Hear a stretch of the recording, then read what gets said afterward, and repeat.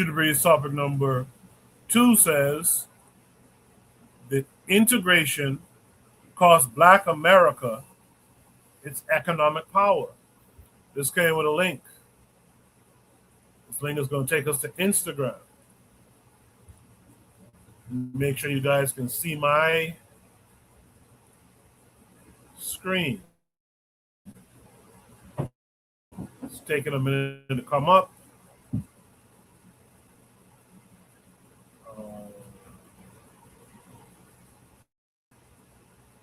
Okay, it's taking forever to come up. Let me see what's going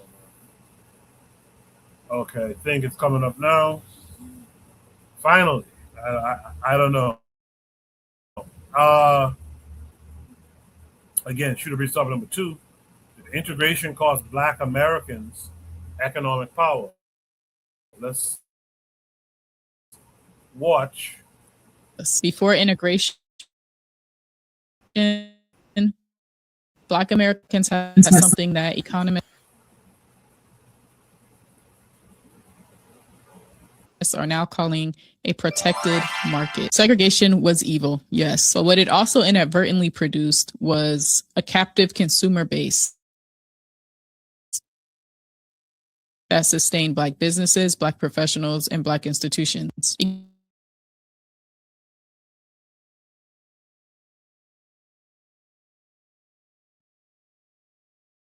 Corporate competition. The Negro Leagues, Black Wall Street, the Green Book economy, and 6,000 Black-friendly businesses across the country operating in a self-sustaining network all came from this protected market. When integration came, corporations went into the Black community to get the Black consumer, and most Black-owned companies could not compete with that. By 1966, as desegregation permeated the market, Black-owned businesses faced competition from companies that didn't need to care about race anymore. The protected market was gone and nothing replaced it. Now, Black businesses operating in industries Black consumers dominate source from everyone except Black manufacturers because there are almost none. And almost every dollar leaves the Black community. So what does this cost us?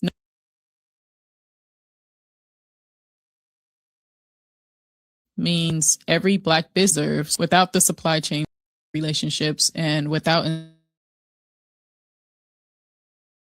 through intentional organized purchasing. If Black consumers would redirect even 10% of our spending back into Black-owned businesses consistently, the protected market reconstitutes itself. The question is not whether Black America can rebuild them. The question is, will we?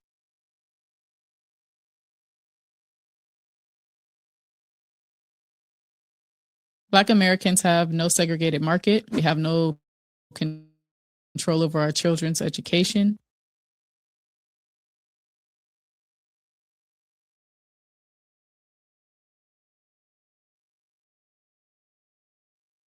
We have no connection to a homeland manufacturer. What's all of that cost us?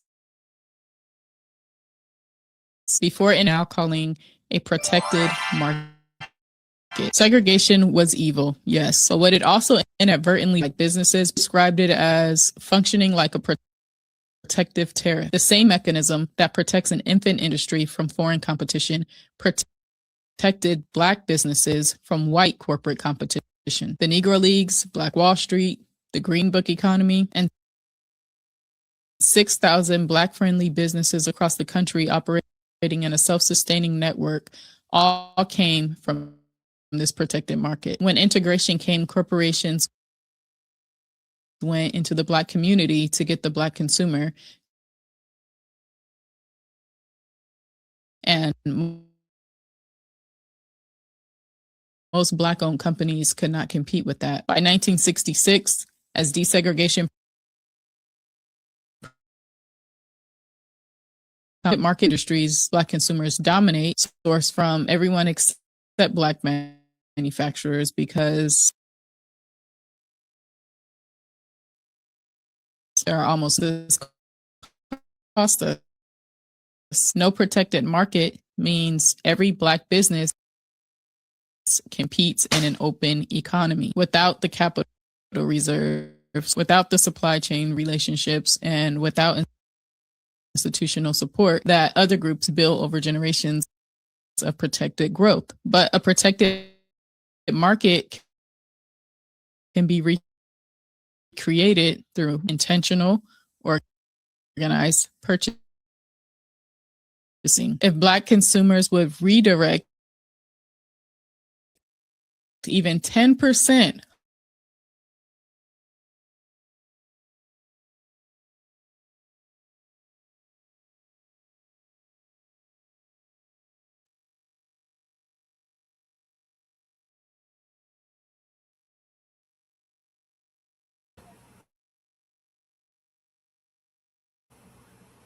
I hope everyone was able to catch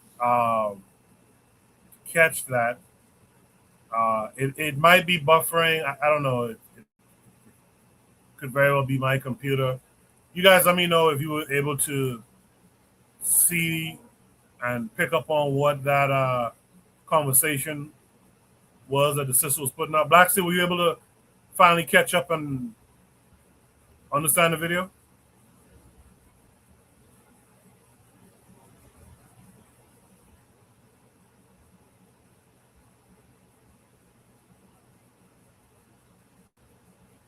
If Black Steel speaking, I can't hear him.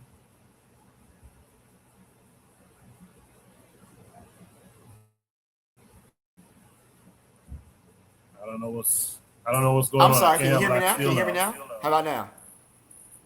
Oh yeah, How about yeah, now? Okay. yeah, All yeah, right. That's my yeah. fault. My fault. Okay. Yes, sir. Um. Yeah. I understood. I understood exactly what she was saying as far as the protected markets, right? The market um, segregation basically ended that. That was basically destruction of, like we talked about before, black-owned businesses and whatnot. Because the only thing that was really integrated was the money, right? They integrated the finances, but they didn't want to integrate the ownership. So what happens is that when black people became integrated, they able to spend that into dollars and make money for it. But it was never meant to benefit the black community. How can they benefit us if they're stealing money from the community? Now that's a part of it, but that's not the only part of it. But I think that when we look at this historically, right? Black people have always wanted to be treated as equals within the American system, right? They figured, hey, we work hard, we pay our taxes or whatever, we should have equal representation. And many, I think there was a video that we showed called Sell.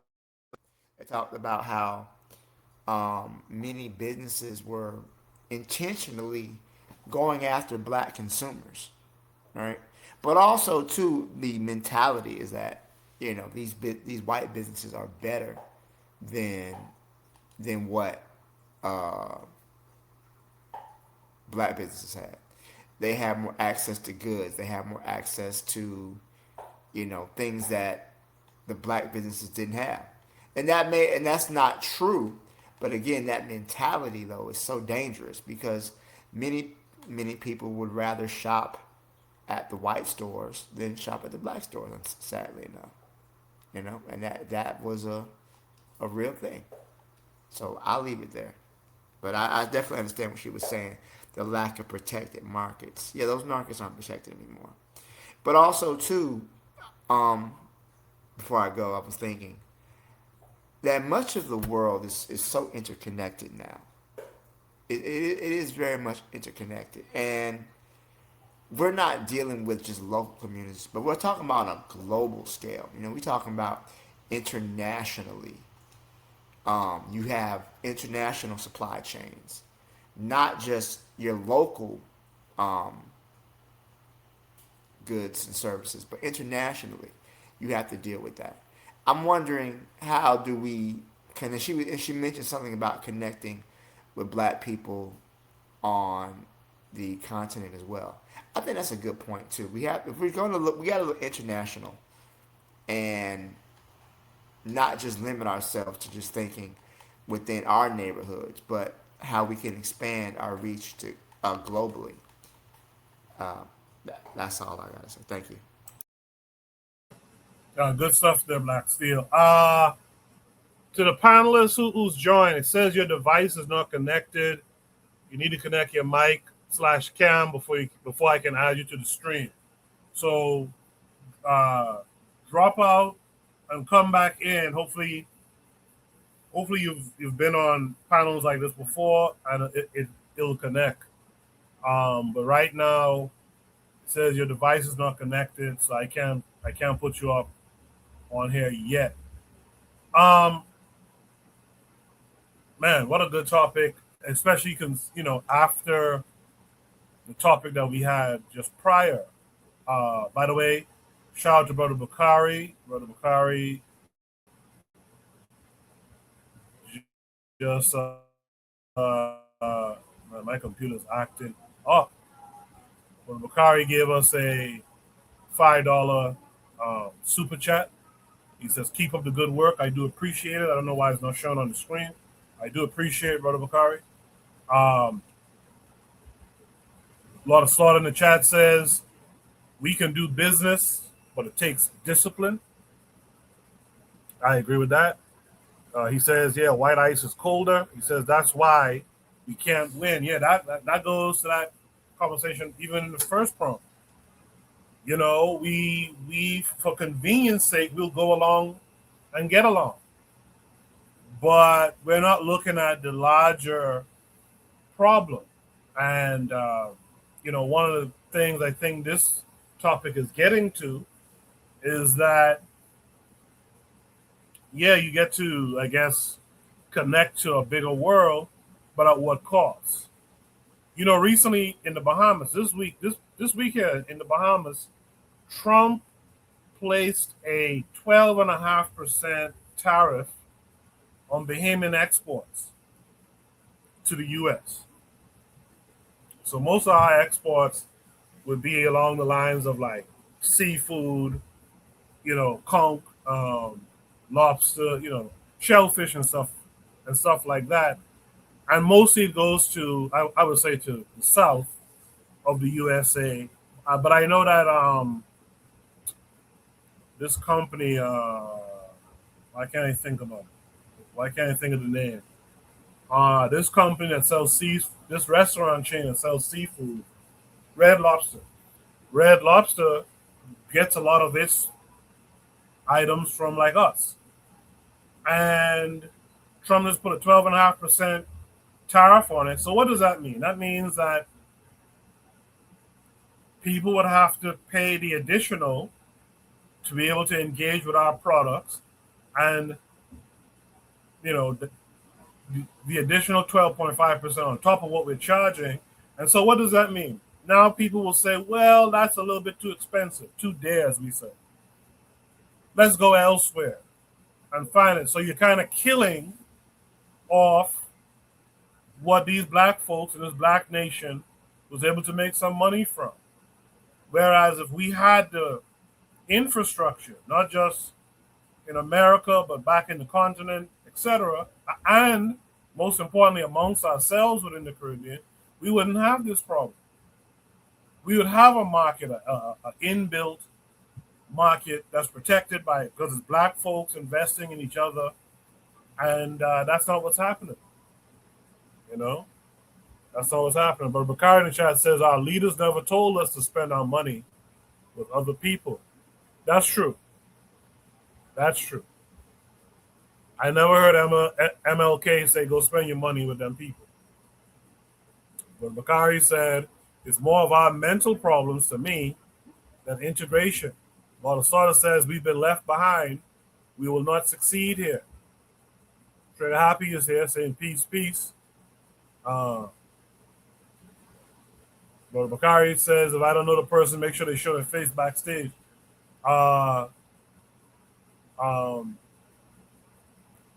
Lord Soil says Trump will hurt the logistics companies too. Absolutely.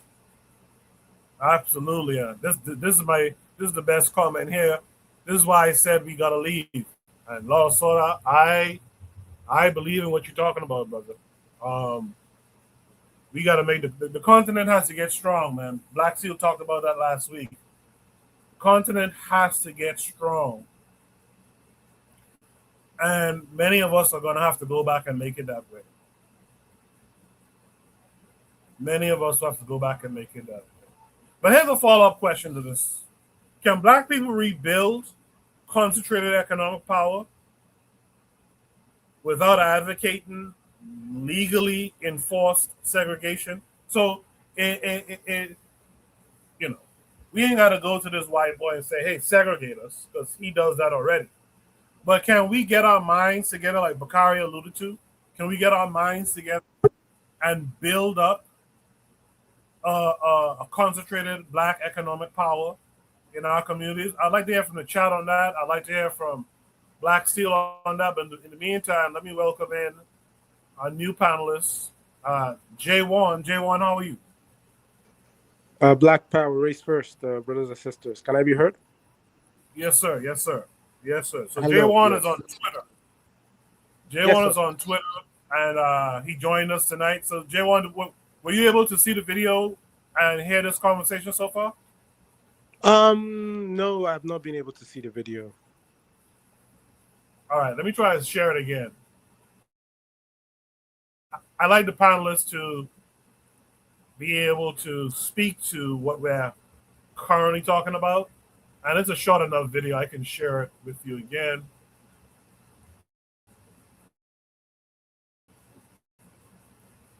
My computer's been acting up a little bit tonight, so bear with me. In the meantime, while I wait for the screen to come up, Trigger Happy says you need separation to do your own economy. Definitely. Anything else is an economy within the boundaries of another people's economy. So let me just remind you guys what the topic is for this prompt. This is Shoot the Breeze topic number 2 tonight. It says that integration cost Black America its economic power. Integration cost Black America its economic power. And for J1, this is the video. So pay attention to this.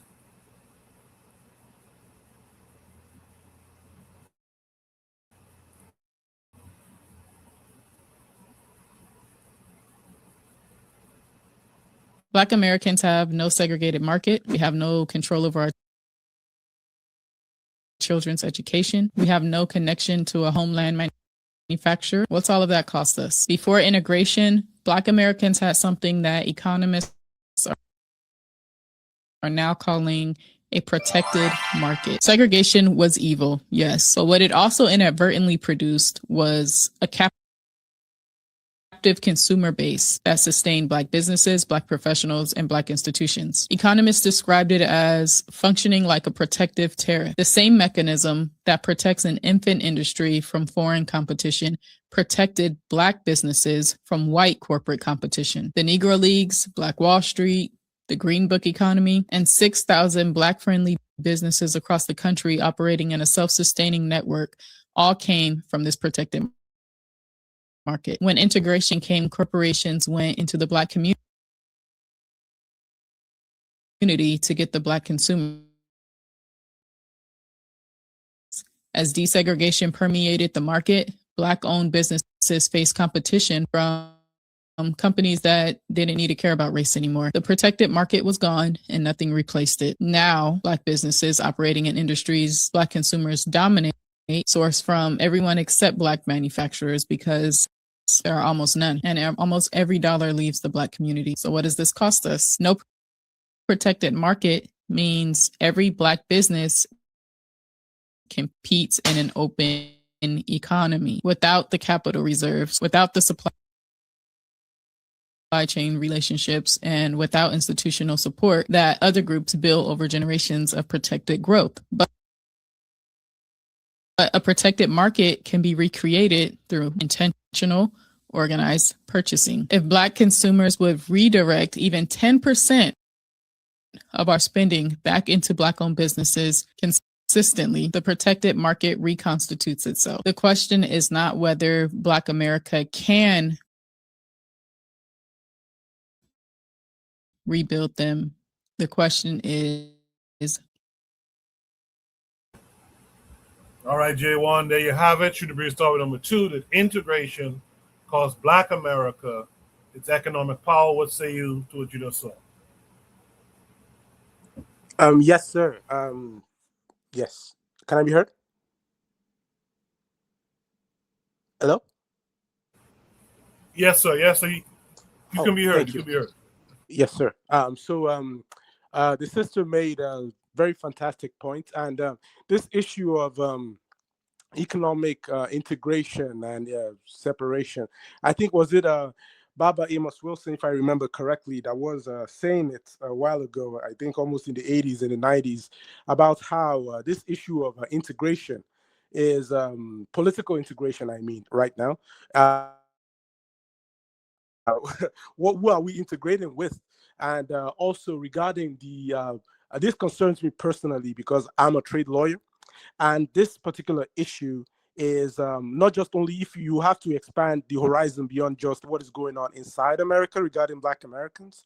This is an international issue, and it goes to the issue of production and the issue of who's going to produce. So right now, what you have is you already have Black people globally.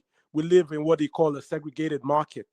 And both our nations and our communities, both internally in the United States and outside of it, what you have right now is these one-way kind of investments into our communities. So you are not allowed to control your own manufacturing, your own production. You are only allowed to buy the products that other people they make, and thus draining your community and draining your nations of any kind of resources that you need to build social and political institutions. So this is the issue. So I would say that it is 100% a big issue about how the reason why the economic integration back in the day, because when you get integrated, the one-way integration, so-called sub-integration that happened, it doesn't actually allow you to build your own power base. The same thing you can see happening with the African nations today, where you just become consumers instead of producers. So on the question, to answer the question directly, yes, so-called economic integration did a tremendous damage that we would have to repair by building our own productive capacity. So yes. Appreciate that, J1. So you believe, just to be clear, J1, you believe that Black people can, in fact, rebuild a concentrated economic power in the West? In the West, that is a totally different question because as I believe in the words of Marcus Garvey in his philosophy and opinions, I personally support the idea that I'm not trying to build a nation within a nation, right? Although we do understand that we have to tend to our people wherever they are. We have to build locally and think globally, internationally. However, I don't believe we can build any kind of solid independent, sovereign, productive capacity while living in the West. It has to be from somewhere else. So that is what I believe, because the markets are already segregated. And the way, if you look at it very critically, you see that what we call business, what we call trade, is just almost an extension of warfare, right? So if you say you want to start controlling your own internal markets, we know how the system, the status quo that exists, the regime is going to react to that. So I would say that we should build on land that we can properly defend. So that is my personal opinion about that. I could be incorrect. No, well, we're all here, and I appreciate that, J1. We're all here to share our opinions. We're all Pan-African. We're all Garveyite, if I'm not mistaken. So yeah, we're here to share our thoughts and opinions, man. So feel free to share them. You don't have to feel timid or anything. Go ahead and share your thoughts, man. I appreciate it. In the meantime, shout out to Trigger Happy who's in the chat. Shout out to Real Black Gentleman who's in the chat. Oh, speak of the devil. There he is on the panel now. In the meantime, let me introduce our panelist, Kofi. Kofi the Black Critic. How are you this week? Doing good, doing good. How you Yes, doing sir. this week? I'm good, man. I'm good. Thanks for coming through. All right, thanks for everyone on the panel. What the brother said, I'm sorry I didn't catch your name. What you're saying is absolutely right. And Jaywalk. I like K1, and I like Coco how you follow that up with how would that work in the West. And but I think when people ask this question about black power and economics and intersectionality when it comes to what's in the market, we're kind of we're attacking this from the wrong angle, right? Because there's nothing wrong. Capitalism rules the world at this point right now, right? There was always capitalism, right? Either money, goods, services, whatever. Capitalism has always existed. Cows, sheep, goats, whatever, gold, whatever. The this is being looked from not what the problem is here as far as like in the West, and I would say on the continent, because let's start here in the West, in America. We all know that they were black towns. They were, you had Greensboro, you had Rosewood, you had Black Wall Street. We had all that, and that was during an integrated society. That was a segregated society, right? Where you just get your own, I get mines, and we just take care of our communities. That was a bigger problem then than it is now, right? So we were always integrated in historically with commerce, whether it be Africans trading with Asians, Africans trading with Europeans, or Africans trading with Arabs. We always had that. We always had our own. The problem that we have here on the continent, and probably and definitely here in the West, is that white ice is colder. So when you're conducting business, and you had the Civil Rights Act, and it just kind of just revamped everything to make everything equal, equity. Okay, we can't discriminate people because of this. We can't discriminate people because of that, even though they still do to this day. Black people get a higher interest rate than white people when it comes to financing homes and cars and vehicles, things of that nature. But it has to do with us, our mentality. What do we prioritize? Because when that happened, and I say this all the time, is like, oh, okay, now instead of us thinking now we could do business, the business that we do have, we could expand the business that we have. We can expand our mom and pop stores. We can expand the buses that we had. We're thinking like, oh, the white man bus is better. You know what? Let me get on that. Oh, my wife wants that dress in the window. I could go to Mr. Clark's, but I'm going to go to Mr. Charlie's because Mr. Charlie got that nice dress. That is our problem, and that's why we are in the conundrum that we have. So it's more of a psychological thing to me, if you ask me, because we had those businesses. What happened? Yeah, white people did burn some down or whatever, but we always were people who did for self. But we went to those other large white markets. Now, when it comes to the continent, especially in the Caribbean, take my country for instance. There's an oil boom, and you have some black guy and these people there. It's like, okay, this, it's the gift and the curse. So what they do in Africa, every time they see the oil, you get Exxon Mobil and all these people that get to drill the oil, right? Oh, and you gotta refine it. Oh, let's send it over here to refine it, and you pay a whole bunch of money, for them to refine it. So in my country, you have black people that are there. They're trying to say, okay, if Exxon's going to drill, I'm not going to give it to Exxon or another petroleum company to refine it. We could do that right here. So we do need to control our means of production, because the brother is right. We don't control. We just spend.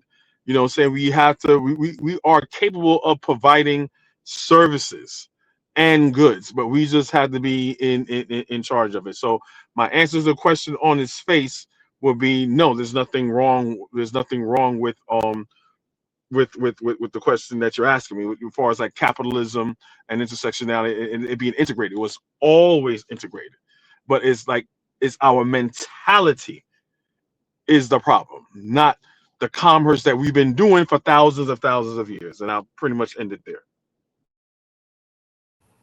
Appreciate that, brother Kofi. Let's welcome in our brother, Real Black Gentleman. Real Black Gentleman, how are you this week? Oh, I'm feeling good. I'm feeling good. Good. Of course it did.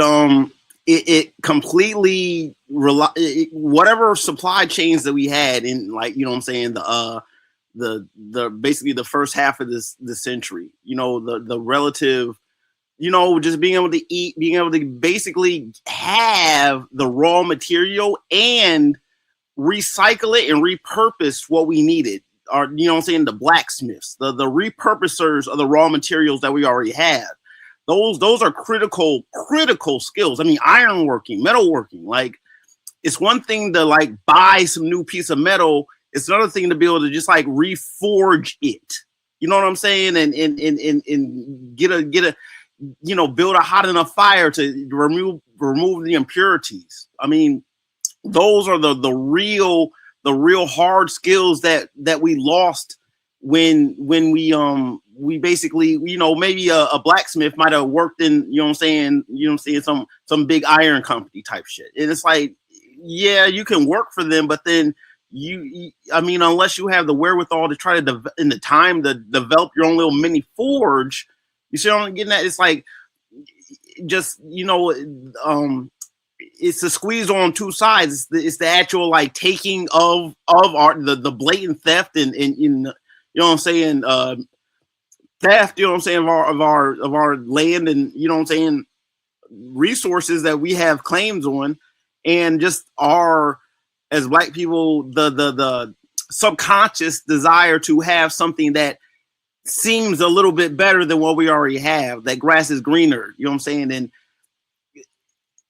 what we thought as integration was we wanted to like not, how would I say it? We wanted to basically be able to live without a sense of like, if we have to engage and interact in the white man system, we didn't want to do so under the whole like, well, we're going to do our own for ourselves, but if we're going to drive through a town and, you know what I'm saying, just like engage in whatever, like, we don't need that whole sense that like we're it's the idea like the whole Jim Crow, you know what I'm saying? Like, you know, the idea of integration was to get rid of Jim Crow.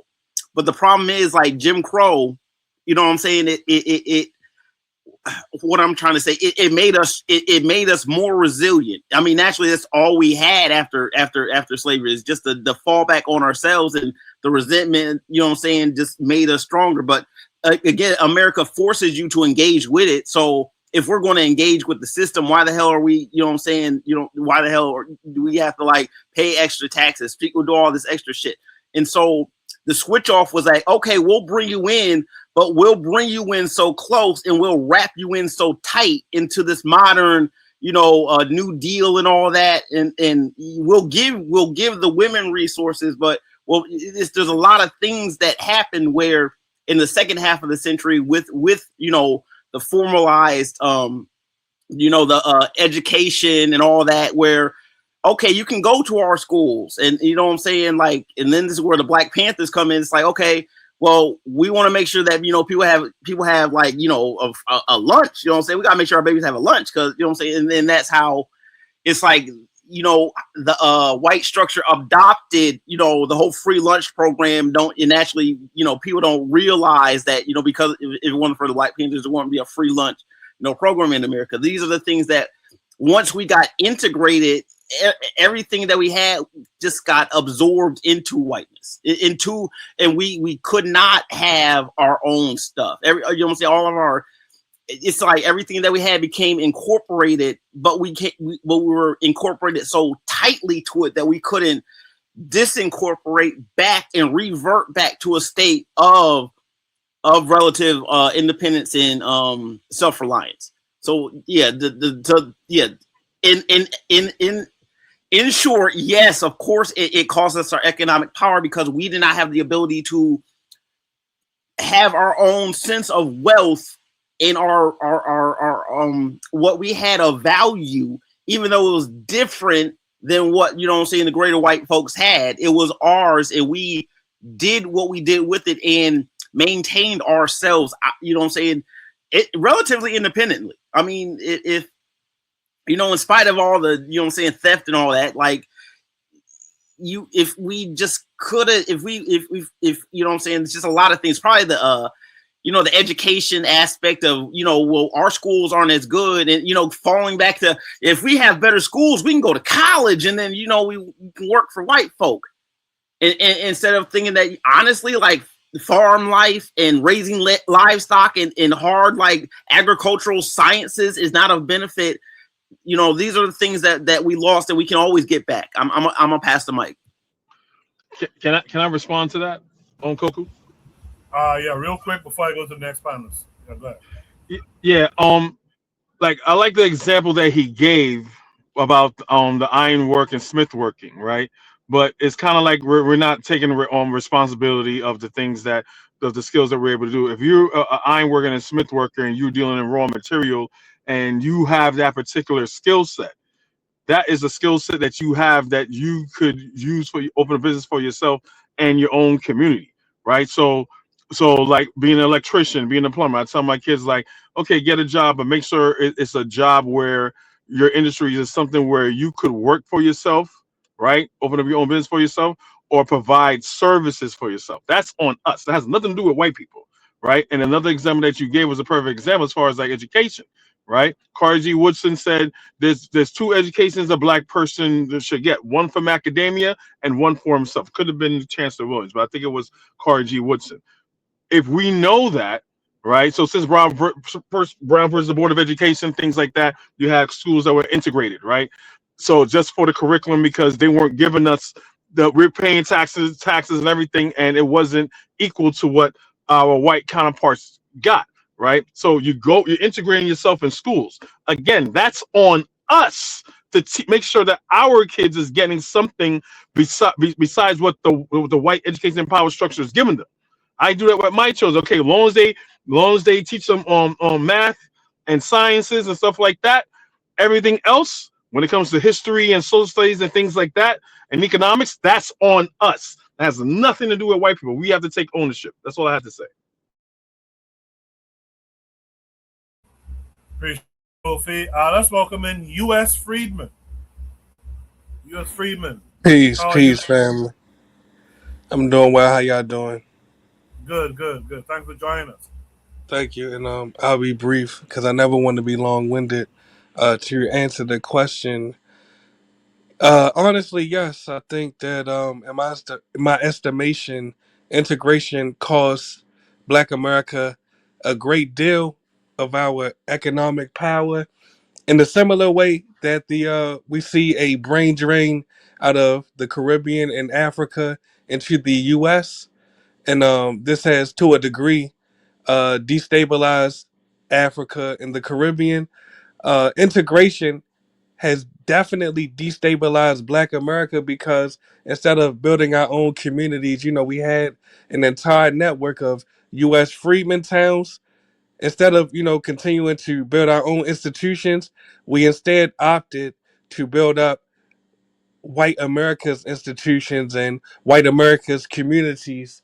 And as a result, the total number of majority Black American communities in the U.S. is decreasing right now. So just as I see that in the long run, staying segregated would have benefited us, this is why I actually, in the long run, think that the TPS ending for Haitians in the long run will benefit Haiti because it will incentivize Haitians to build Haiti. And Black Americans, we must do the same thing. We have to build our communities throughout the U.S. I appreciate how succinct you was with that, U.S. Freeman, and the Haitian TPS topic will be the next topic that follows from this. But now that I've heard everyone's thoughts, the initial thoughts at least, I want to throw out a counterpoint of sorts. Does economic success under segregation actually actually I'll frame it like this: economic success under segregation should not be confused with the conditions being beneficial overall. I think a lot of times black folks talk about segregation and how we had our own black businesses, our black banks, et cetera, et cetera, et cetera. But we don't address what were the overall conditions for black folks at the same time. Is that a conversation that we should address as well? Black Seal, I'll start with you. What say you?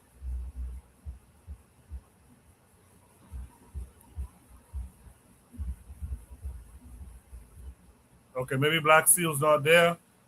J1, what say you?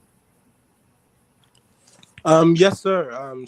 Brother, what I just wanted to say again regarding your question is you are absolutely correct. And just to buttress the point I made earlier, I always like to encourage brothers to see the issue of economics, that it doesn't exist in isolation, like someone like Amos Wilson would say, that economics is ultimately, it has to be oriented towards and be part of a general nation building effort on our part, you see. It has ultimately to do with the development of our group capacity, power, sovereignty, basically. So, what we see back in the day during the integrationist era movements of the 60s is a simple emphasis on just the political aspects, or the what you call the civil rights aspects of black life. And you said that it doesn't make any sense not to take into consideration the other conditions, the political, the social conditions surrounding. You can't build just an economic system and say that it's going to be devoid of the other systems that you actually need to subsist. So the white boys, they have a system, right, of economics that exists within a bigger context of the social political power, group power that they exhibit, you see. So I would say that at the end of the day, we still have to prioritize black nation building, you see, and we have to fix that is where our economics has to fit into. So there is no point trying to build any kind of a separate sovereign economic power base without actually orienting it towards a general effort to get power, to get independence, to get sovereignty, basically. So we should focus not only on things like civil rights or what is going on with the other side, but we should be more concerned about cooperative economics, how we are going to build our own power base, how we are going to channel that, we're going to relate that with the politics, how we're going to relate that with the social relationships and all these other sorts of stuffs, you see.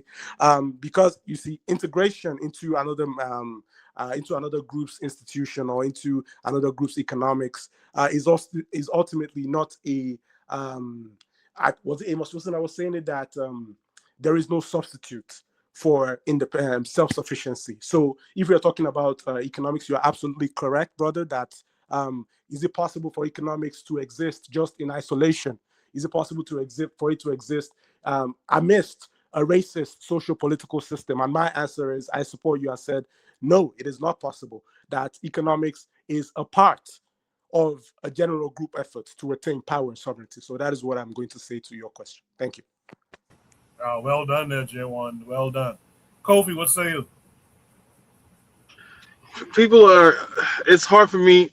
The question you asking is legitimate, but I'm struggling hard with people keep homing on this point of that. Oh well, white people. So the white people is a part of the economic global system. Oh, we can't do anything. That's total fucking bullshit. When Africans was trading with people, with Europeans, Africans was trading with Arabs. Africans were trading with each other. They had a system in place. Capitalism has always been a part of it. You have other groups that don't like each other, that is a part of the global market, and they trade with each other. They're not bitching and moaning and saying, oh, well, this person don't like me. No, I got goods. and I have services, and I'm providing them. And those people that are in charge of those goods and services, right, when it comes to nation building, make sure that they reap the benefits from it. They're not bitching and moaning, oh my God, I'm dealing with this Asian person that don't like me. They don't give a fuck. They don't care. So why are we sitting here crying like it's something that we have to like defeat white people in order to be competitive in the global market? The global market has always been here. Our problem is that it's prioritizing ourselves, getting leaders, right, or in charge leaders in charge of these nations to prioritize the people. So the goods and services and the means of production that we have, we're in control of it, and it benefits of those people. So so Abraham Torrey is a perfect example of that, right? He is in the global market. He has a tomato factory. He got tomatoes that he's growing. Right, he's not just growing tomatoes and giving to some white people to can it. He has a canning facility. I saw some. He has mangoes. He has a mango farm where he's getting all these mangoes and he's doing things with that.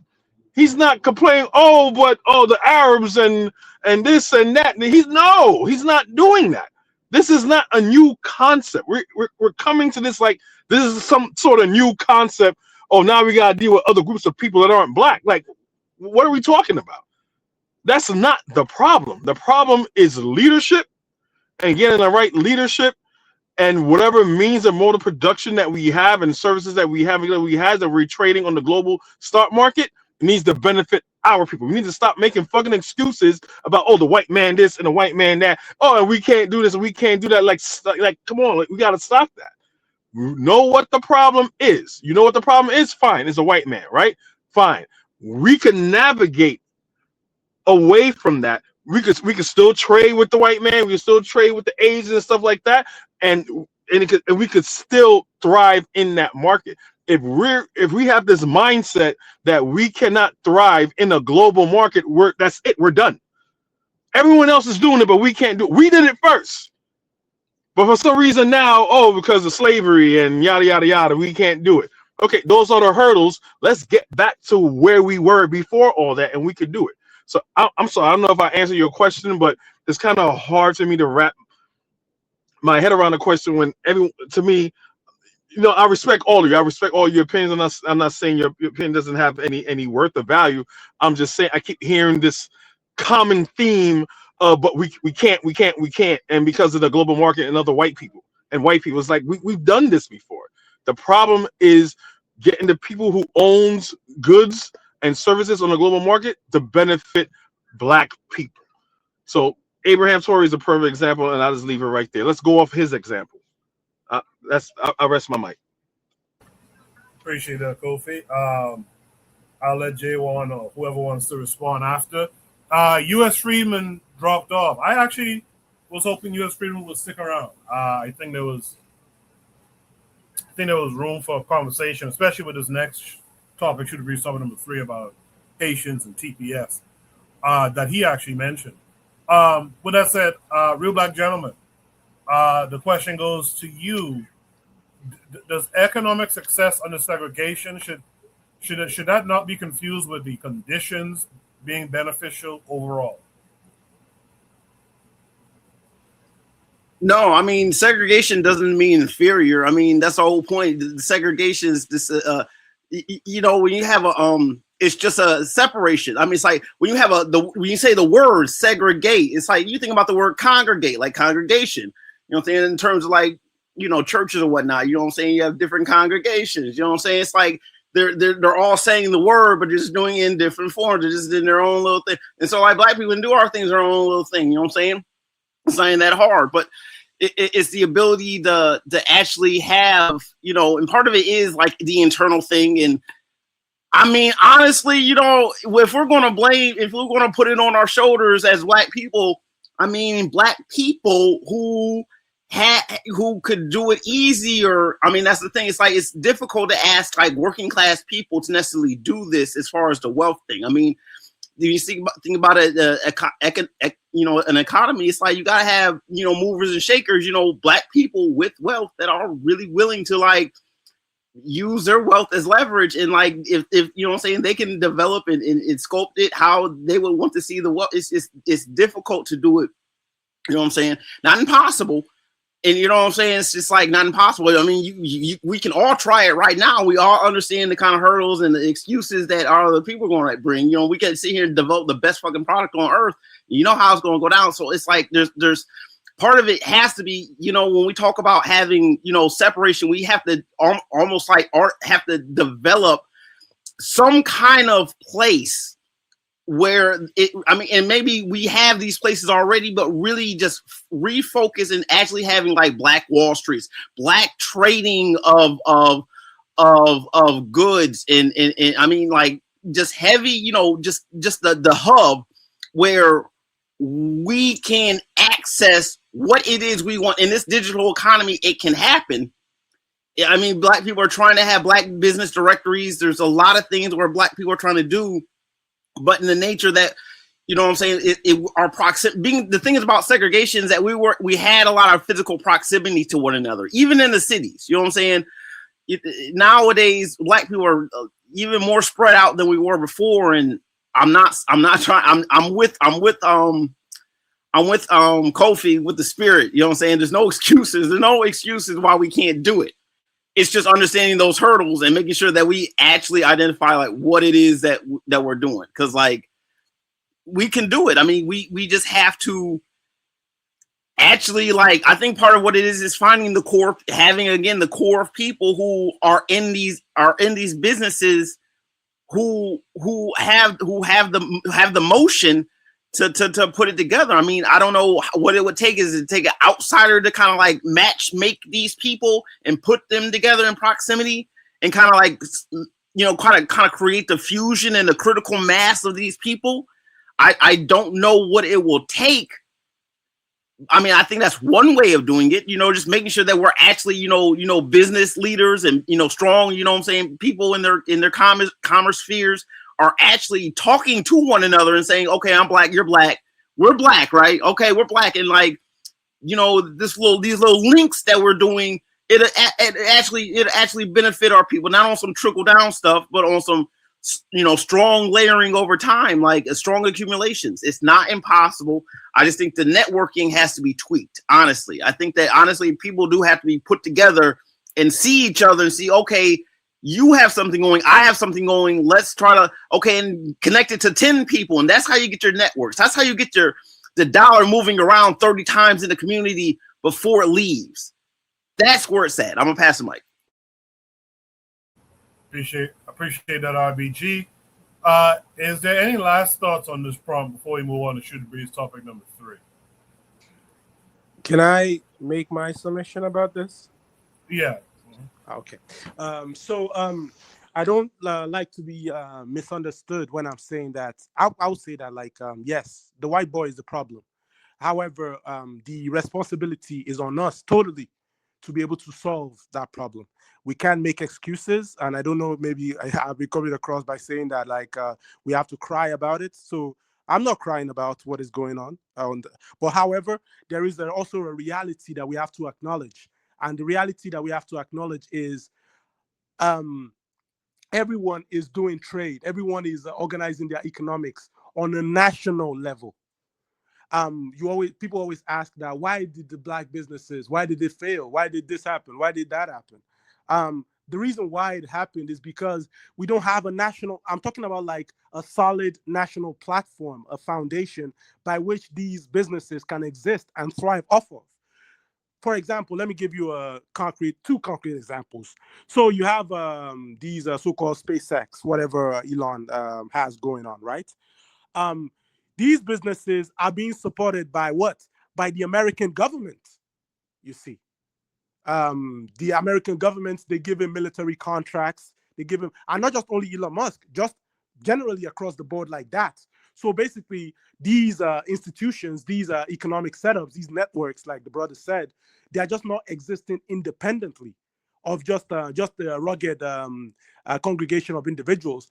I think it was Baba Nkosi Mundari that said, God rest his soul, before that the problem with Black Wall Street is the same problem with these African nations.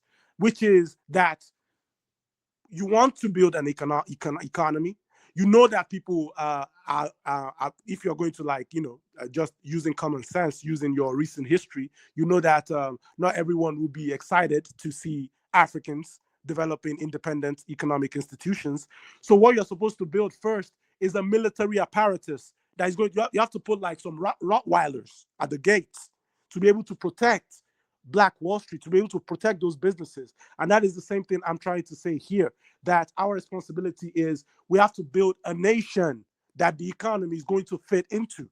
You see, there is no one just doing business just because they are a rugged congregation of individuals. If you try to do business like that, you're going without any kind of strong backing from a nation, without any kind of a strong productive capacity, you're going to get taken advantage of, like you see with these African nations over here. So what is going on right now in international law?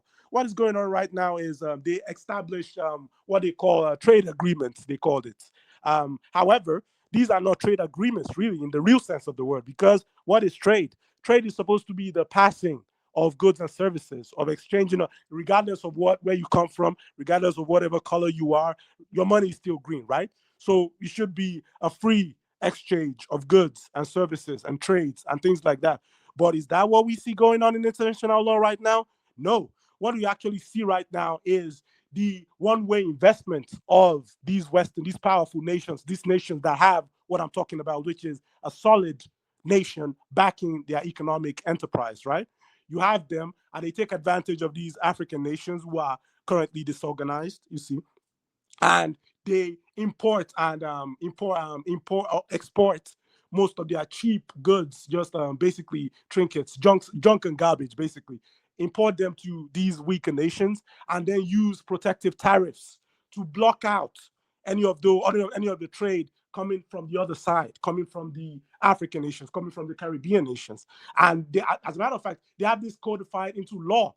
There is a particular clause I studied a while ago in international law. They call it the, I think, Article number 4 of the General Agreement of Tariffs and Trade. They call it the Most Favored Nation Principles. So basically, that is an illegality concerning how trade should be done. It shouldn't matter where you come from. It shouldn't matter as long as you have services, as long as you have wants, you have demands, and I have the services. We're just supposed to exchange the goods, and that is how that is supposed to end. However, what we see going on right now, the reality of it, is because these so-called these are not really nations. They don't operate as nations. They're basically like glorified companies with flags calling themselves nations. What is going on right now is that they don't have any kind of solid apparatus to back those businesses, that even those businesses that are operating effectively in those nations, because they don't have it, they don't enjoy any kind of national support. That is the reason why those businesses are not working. But I may be incorrect. Good stuff, J1. This is the first time that you've been here, I think. I invite you to join us on Saturdays, man. Every Saturday, 8 p.m. Eastern Standard Time. If there's no last thoughts on this prompt, I'll move on to Shoot the Breeze topic number 3. So, so far we have discussed what happens when Black communities lose economic protection. What happens when the government removes legal protection from an entire immigrant population? That brings us to Shoot the Breeze topic number 3 tonight. Shoot the Breeze topic